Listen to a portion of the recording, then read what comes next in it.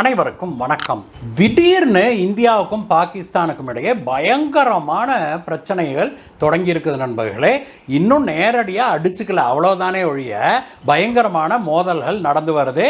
ஒரு விஷயம் ரெண்டு விஷயம் இல்லை, 4 விஷயங்களில் இந்த மோதல்கள் நடந்து வருது. இந்தியா பாகிஸ்தான் உறவுகளுக்கு இடையே திடீர்னு ஏன் இவ்வளவு பெரிய எரிமலை வெடிச்சிருக்குது அப்படிங்கிறத இன்றைய செய்தியாக பார்க்கலாம் நண்பர்களே. இதில் இந்தியாவுக்கு ஒரு மிகப்பெரிய அட்வான்டேஜும் கிடைச்சிருக்குது. இந்தியா வெற்றி அடைஞ்சிருக்குது ஒரு விஷயத்தில் அப்படிங்கிறதையும் பார்க்குறோம். இந்த வீடியோவை பார்ப்பதற்கு முன்னாடி எங்களுக்காக நீங்கள் செய்ய வேண்டிய ஒரே ஒரு விஷயம் இருக்குது நண்பர்களே.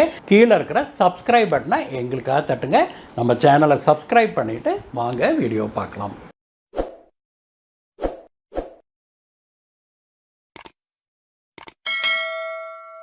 கடந்த 2 நாட்களாக அமெரிக்காவுடைய இந்திய தூதர் இருக்கார் இல்லையா, செர்ஜியோ கார், அவர் நம்முடைய ஜம்மு காஷ்மீர், லடாக், லே பகுதிகளுக்கு சுற்றுப்பயணம் மேற்கொண்டிருக்கிறாரு.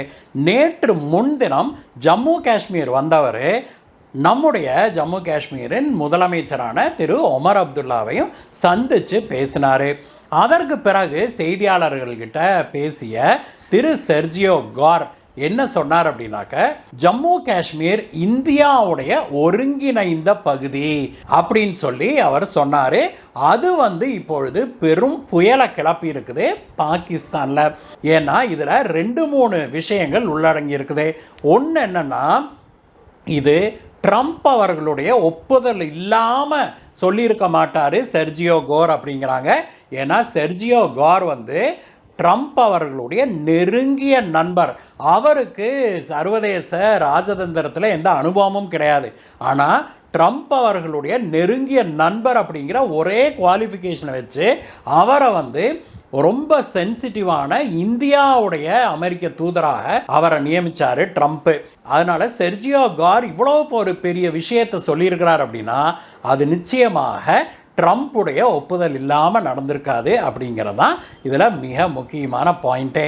2வது பாயிண்ட் என்ன அப்படின்னாக்க, இந்தியா சுதந்திரம் அடைந்த பிறகு 1948 பாகிஸ்தான் இப்பொழுது தான் ஆக்கிரமித்து வச்சிருக்கிற அந்த காஷ்மீர் பகுதி, கில்கித் பல்திஸ்தான் பகுதிகளெல்லாம் ஆக்கிரமித்தது.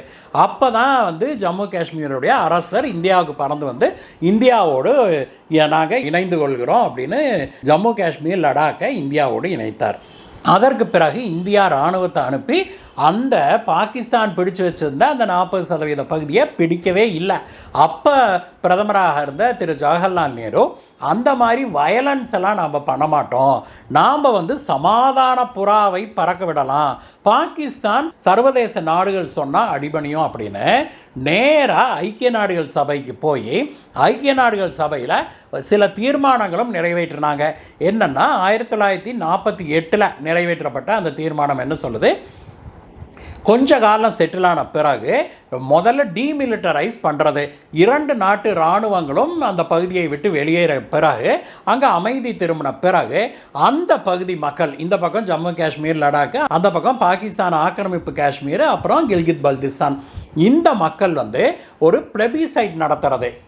அதாவது தாங்க யாரோடு இணைய விரும்புகிறோம், இந்தியாவா அல்லது பாகிஸ்தானா அல்லது தனி நாடாக இருக்க விரும்புகிறாங்களா அப்படின்னு சொல்லி ஒரு எலெக்ஷன் மாதிரி, பிளெபிசைட்னு அதுக்கு பேர், அதை நடத்துறது. அதில் என்ன முடிவு வருதோ அதன்படி செய்யறதுன்னு ஐக்கிய நாடுகள் சபையுடைய தீர்மானம் சொல்லுது. அதை இந்தியாவும் ஏற்றுக்கொண்டது அப்பொழுது.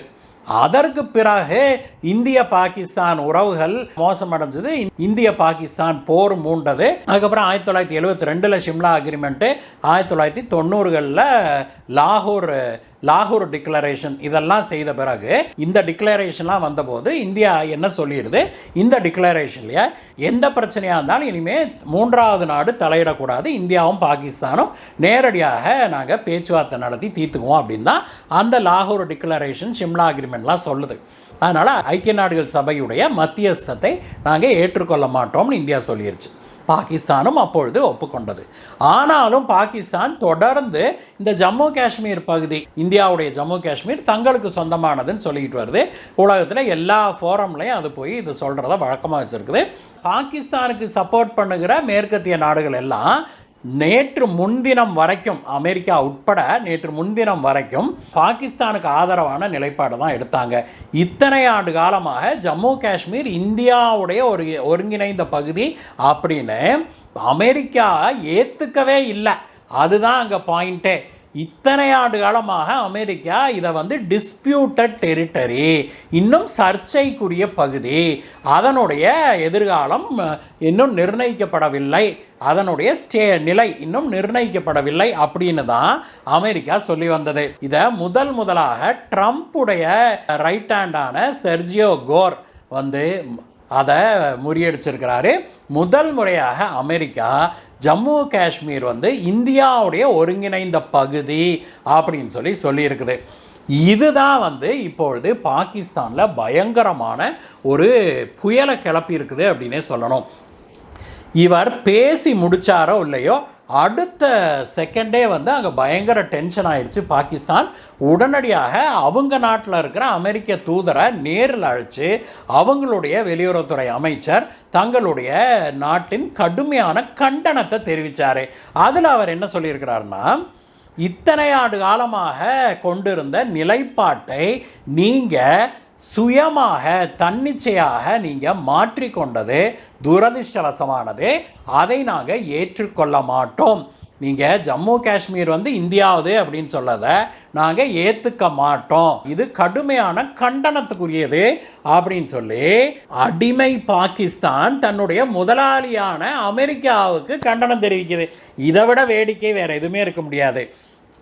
இதை வந்து அமெரிக்கா கண்டும் காணாமல் விட்டுருச்சு அப்படிங்கிறதான் செய்தியே.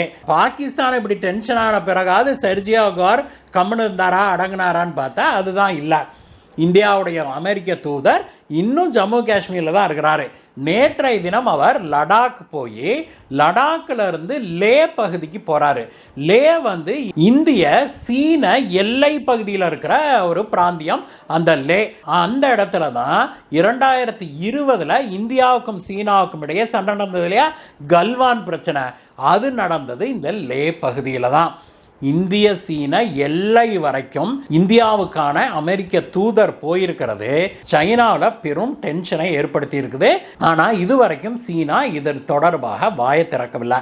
அவங்க வாயை திறக்காததுக்கு இன்னொரு காரணமும் இருக்குது. என்னன்னா, நேற்றைய தினம் அமெரிக்காவுடைய இந்திய தூதர் இருக்காரு செர்ஜியோ கோர், அவர் வந்து தலாய் லாமாவை, திபேத்திய மதகுருவான தலாய் லாமாவை சந்திப்பதாக இருந்தது.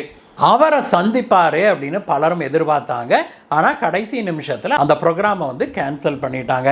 இப்பொழுது தலாய் லாமா லடாக்ல தன்னுடைய சம்மர் ரிட்ரீட்டில் இருக்கிறாரு, அங்கே ஓய்வு எடுத்து கொண்டிருக்கிறாரு. அதனால் அங்கே போகிற செர்ஜியோ கோர் அவரை சந்திப்பாருன்னு எதிர்பார்த்தாங்க. ஏற்பாடெல்லாம் செய்யப்பட்டதாக தான் சொல்லப்படுது. ஆனால் கடைசி நிமிஷத்தில் அமெரிக்கா வந்து இந்த ப்ரோக்ராமை கேன்சல் பண்ணிட்டாங்க. இதற்கு பல காரணங்கள் சொல்கிறாங்க. மிக முக்கியமான காரணம் வந்து சீனாவை இந்த சமயத்தில் பகைச்சிக்க வேண்டாம் அப்படின்னு அமெரிக்கா கருதியதாக சொல்லப்படுது. அதற்கு பிறகு அவர் லே போயிருக்கிறாரு. அங்கே லே முடிச்சுவிட்டு அதுக்கு பிறகு இன்றைக்கு மீண்டும் காஷ்மீர் பகுதிக்கு வருவார் செர்ஜியோ கோர் அப்படின்னு எதிர்பார்க்கப்படுது. இவருடைய இந்த பயணம் பயங்கரமான சர்ச்சைகளை கிளப்பியிருக்கிறத ஒட்டி பாகிஸ்தான் வந்து அமெரிக்காவுடைய தூதர் இப்படி செஞ்ச எரிச்சல்ல என்ன பண்ணுது, பாகிஸ்தானுடைய தலைநகரான இஸ்லாமாபாத்தில் இருக்கிற இந்திய தூதரகம் இருக்கு இல்லையா, அந்த தூதரகத்துக்கு வெளியில் வச்சிருந்த பேரிகேடையெல்லாம் அடித்து நவுத்தி தூக்குறாங்க. இதில் வந்து இந்தியாவும் கடுப்பாகுது. உடனடியாக இந்தியாவும் டெல்லியில் இருக்கிற பாகிஸ்தான் தூதரகத்துக்கு முன்னாடி இருந்த அந்த பேரிகேடு தடுப்பெல்லாம் வச்சுருப்பாங்க இல்லையா, அதையெல்லாம் நேற்று ஜேசிபியை கொண்டுட்டு போய் எல்லாம் தட்டி தூக்கிட்டு இடத்த காலி பண்ணுறாங்க. இது எங்கே வச்சுருந்த டிவைடர் அப்படின்னா, பாகிஸ்தான் போகிறதுக்கு விசா வாங்குவாங்க இல்லையா, அந்த விசா கவுண்டருக்கு நீண்ட கியூ நிற்கும். அந்த கியூவுக்கு இவங்க வச்சுருந்த டிவைடர் தான் மெயின் டிவைடரு. இது போக டிராஃபிக்கை கண்ட்ரோல் பண்ணுறதுக்காக போலீஸுடைய தடுப்பும் இருந்திருக்குது. அதையும் சேர்த்து எல்லாத்தையுமே இப்பொழுது அங்கே இருந்து தூக்கிட்டாங்க. இதற்கு இந்தியா சொன்ன காரணம் என்ன அப்படின்னாக்க, போக்குவரத்துக்கு இடைஞ்சலாக இருந்ததுனால இந்த இல்லீகல் ஸ்ட்ரக்சர்ஸை, சட்டத்துக்கு புறம்பான இந்த பேரிகேடுகளை நாங்கள் ரிமூவ் பண்ணோம் அப்படின்னு சொல்லியிருக்கிறாங்க. இந்தியாவுக்கும் பாகிஸ்தானுக்கும் மீண்டும் பயங்கரமான ஒரு புகைச்சல் கிளம்பி இருக்குது. அதற்கு காரணம் ட்ரம்ப்போட ஆள் பற்ற வச்சு போட்டது தான் அப்படிங்கிறது தான் உண்மை. இது போக ஆப்ரேஷன் சிந்தூருக்கு பிறகு நாம் சிந்து நதிநீர் அக்ரிமெண்ட்டை நம்ம நிறுத்தி வச்சுருக்கோம் இல்லையா, அந்த பிரச்சனையும் பெரிய அளவில் ஓடிட்டு இருக்குது. பாகிஸ்தான் அதை உலகம் பூரா பெரிய அளவில் பிரச்சனை பண்ணிக்கிட்டே இருக்குது. ஒவ்வொரு வாரமும் எங்கேயோ ஒரு பக்கம் அது பிரச்சனை கிளப்புது. ஆனால் இந்திய ஊடகங்களில் இது பெருசாக ஹைலைட் பண்ணப்படாதனால நமக்கு அது பெரிய விஷயமாக இங்கே தெரியல அப்படிங்கிறதே நம்ம இங்கே சொல்லணும். மொத்தத்தில் ஒன்றல்ல ரெண்டல்ல 4 பிரச்சனைகள் இப்பொழுது இந்தியாவுக்கும் பாகிஸ்தானுக்கும் இடையே திடீர்னு கிளம்பி புகைய ஆரம்பிச்சிருக்குது. இந்த ஃப்ளாஷ் பாயிண்ட் எங்கேயாவது பிரச்சனையை உருவாக்குமா, நேரடி மோதலில் போய் முடியுமா அப்படிங்கிறது அடுத்த சில வாரங்களில் நமக்கு தெரிய வரும். இந்த வீடியோவை பற்றிய உங்களுடைய கருத்துக்களை சொல்லுங்கள் நண்பர்களே. மீண்டும் உங்களை வேறு வீடியோ சந்திக்கிறேன் கைஸ். பாய் பாய்.